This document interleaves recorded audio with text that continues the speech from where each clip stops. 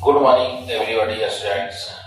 एक current affair का latest में टॉपिक चल रहा है जिसमें कहा गया है कि 26 जनवरी 2026 को चीफ गेस्ट भारत में किस पर्सनालिटी को या किस व्यक्तित्व को बनाया जाएगा।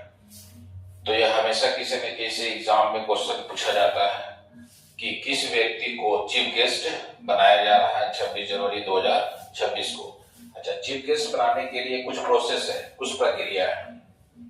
एक तो क्या है कि भारत सरकार के साथ, किस देश के साथ चीफ गेस्ट जब बनाया जाता है तो उनका क्या क्या संबंध है, किस संगठन के साथ उनका क्या बायलैटरल, मल्टीलैटरल, पॉलिटिकल संबंध किस प्रकार का है, आर्थिक संबंध किस प्रकार का है, राजनीतिक, आर्थिक, सामाजिक और सांस्कृतिक संबंधों को आधार बना करके हम लोग 26 जनवरी को प्रतिवर्ष रिपब्लिकन डे में राष्ट्र के किसी न किसी संगठन या राष्ट्र के किसी न किसी देश के राष्ट्राध्यक्ष को हम लोग चीफ गेस्ट बनाते हैं।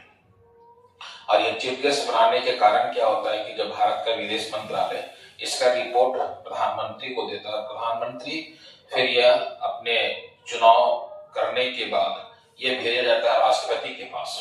राष्ट्रपति से मंजूरी मिलने के बाद फिर वह निर्णय लिया जाता है कि किस देश के राष्ट्राध्यक्ष को या किस संगठन के चेयरमैन को भारत में चीफ गेस्ट बनाया जाएगा।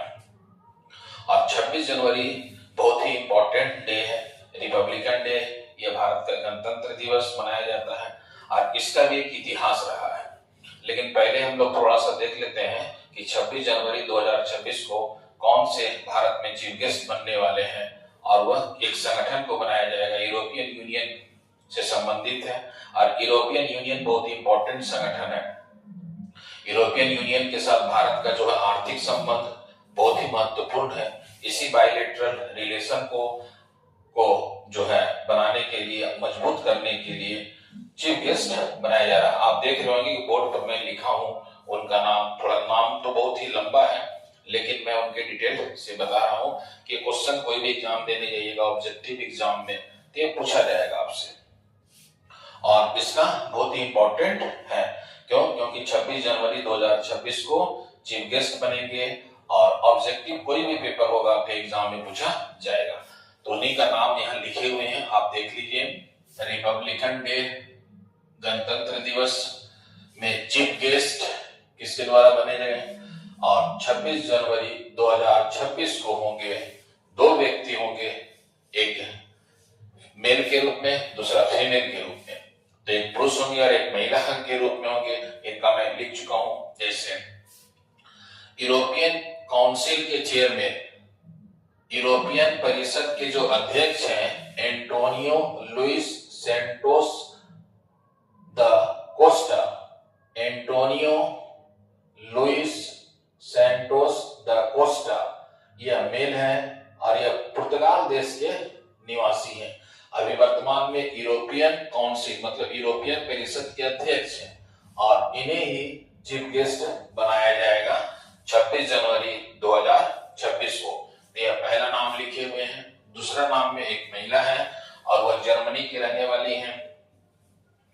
जो यूरोपियन कमीशन, यूरोपियन आयोग की chairman Ursula van der Leyen है, जो जर्मनी की है और एक महिला है और इन्हें भी चीफ गेस्ट बनाया जाएगा। तो यह दोनों 26 जनवरी 2026 को चीफ गेस्ट के रूप में भारत आएंगे। और भारत का और यूरोपियन यूनियन या यूरोपियन देशों के साथ बहुत ही आर्थिक रूप से, राजनीतिक रूप से जो हमारा संबंध है उसको यूरोपियन यूनियन की उसमें जो भूमिका है उसके संदर्भ में भी हम लोग को चीफ गेस्ट बनाया जा रहा है।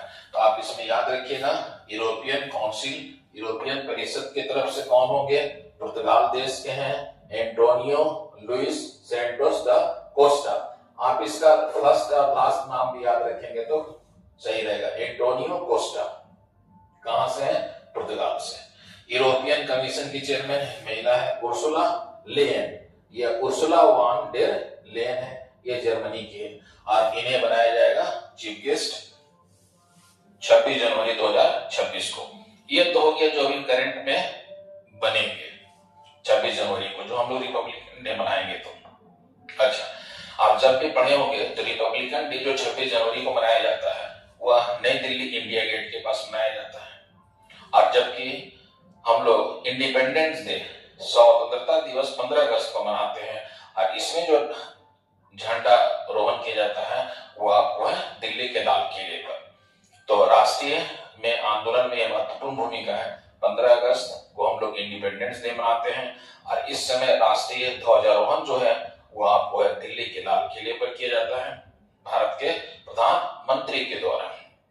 और गणतंत्र दिवस जो है हम लोग मनाते हैं इंडिया गेट के पास, और इंडिया गेट वहीं पे नियर अबाउट है आपको है संसद भवन हो गया, सभी नजदीक है राष्ट्रपति भवन वगैरह, तो यह इंपॉर्टेंट है। अच्छा, 26 जनवरी को ही क्यों हम लोग रिपब्लिकन डे मनाते हैं? अब थोड़ा इसके इतिहास के विषय में जानते हैं। जब आप पढ़ेंगे राष्ट्रीय आंदोलन पढ़ेंगे तो उसमें टॉपिक पढ़ना होता है आईएनसी, इंडियन नेशनल कांग्रेस। और इंडियन नेशनल कांग्रेस का एक सम्मेलन होता है दिसंबर 1929 ईस्वी में, और यह सम्मेलन कहाँ होता है? रावी नदी के किनारे लाहौर में।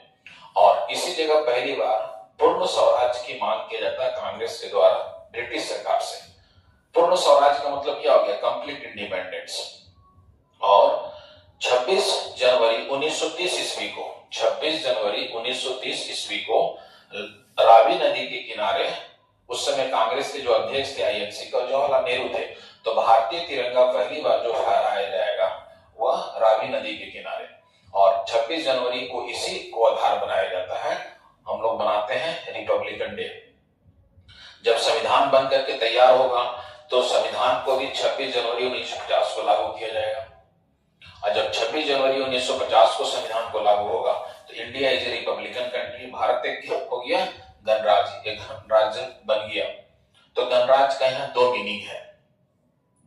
जब 26 जनवरी 1950 को संविधान लागू होगा तो गणराज्य जो बनेगा इंडिया, इसका दो मीनिंग है। एक, गणराज्य का अर्थ होता है क्या कि राष्ट्र का जो प्रमुख है वह निर्वाचित होगा, ना कि वंशानुगत होगा।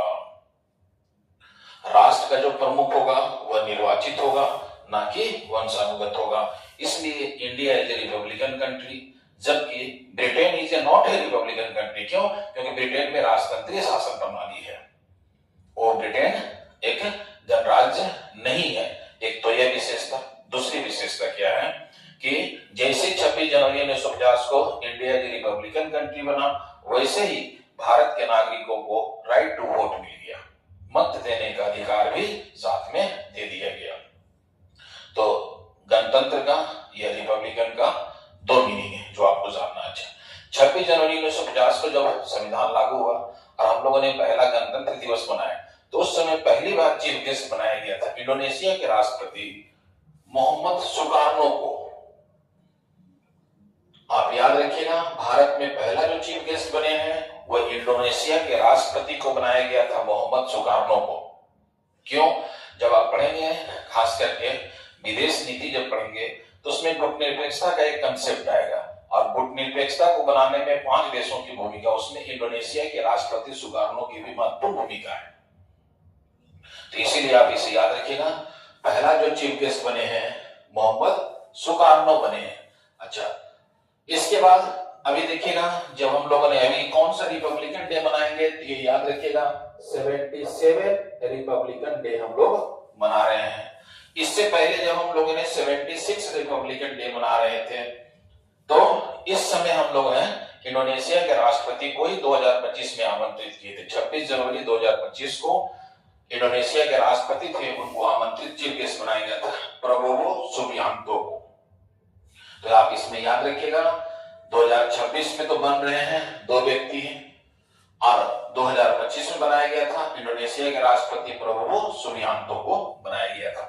तो ये चीफ गेस्ट के संबंध में है जो हम लोगों ने देखे। एक तो करंट अफेयर का भी क्वेश्चन है, मैं इसका बेसिक चीजें भी आपको बता दी हैं कि गणतंत्र दिवस कब से मनाया गया।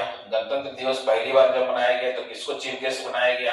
अच्छा, 76वां जब चीफ गेस्ट हुआ 2025 में, तो हम लोगों ने किसे बनाया चीफ गेस्ट? इंडोनेशिया को ही बनाया, क्योंकि 75 वर्ष पूरा होने के बाद भारत सरकार ने इंडोनेशिया के, इंडोनेशिया पहली बार हमारे चीफ गेस्ट बने थे, इनको फिर से बनाया गया 2025 में चीफ गेस्ट बनाया गया था। अभी चीफ गेस्ट कौन बनेंगे? तो दो व्यक्ति हैं जो आप इसे याद रखेंगे। ये तो हम लोगों ने देख ली है चीफ गेस्ट के संबंध में। इसके अलावा ये यूरोपियन यूनियन बहुत इंपॉर्टेंट है। आप यहां देखिए, मैं लिखा हूं यूरोपियन यूनियन। ये क्वेश्चन आईएएस में भी पूछा गया है कि यूरोपियन यूनियन का गठन किस संधि के तहत किया गया था। ये क्वेश्चन यूपीएससी में पूछा गया आईएएस के पेपर में। तो यूरोपियन यूनियन बहुत इंपॉर्टेंट है।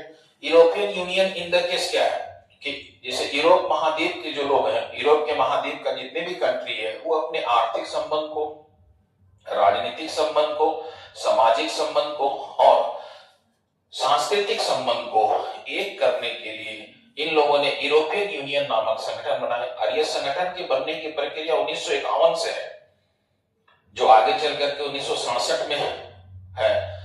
उसी से यह बन करके आगे जब बनेगा तो जो यूरोपियन यूनियन। और यूरोपियन यूनियन बनाया कब गया है, स्थापना कब किया गया, गठन कब किया गया है, तो 7 फरवरी 1992 को, 7 फरवरी 1992 को। और किस संधि के तहत, तो maastricht संधि के तहत। आप ये बहुत ही इंपॉर्टेंट, यही क्वेश्चन पूछा गया है यूपीएससी के पेपर में कि यूरोपियन यूनियन जो बना है वह किस संधि के तहत बना है, तो maastricht संधि के तहत बनाया गया है। और ये maastricht एक नगर है, एक शहर है, किस देश में है, नीदरलैंड में।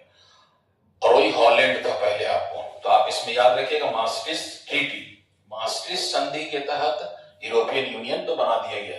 लेकिन यूरोपियन यूनियन लागू कब से हुआ, इंप्लीमेंट कब किया गया, तो आप इसमें याद रखिएगा 1 नवंबर 1993 को यूरोपियन यूनियन को लागू कर दिया गया। यूरोपियन यूनियन का मुख्यालय कहाँ है, ब्रुसेल्स। ब्रुसेल्स किसकी राजधानी है, बेल्जियम का। इसमें टोटल देश जो 28 थे, क्यों, क्योंकि 2020 में इसमें से ब्रिटेन निकल गया और अंतिम देश जो क्रोएशिया है। आप याद रखिएगा अभी टोटल देशों की संख्या 27 है।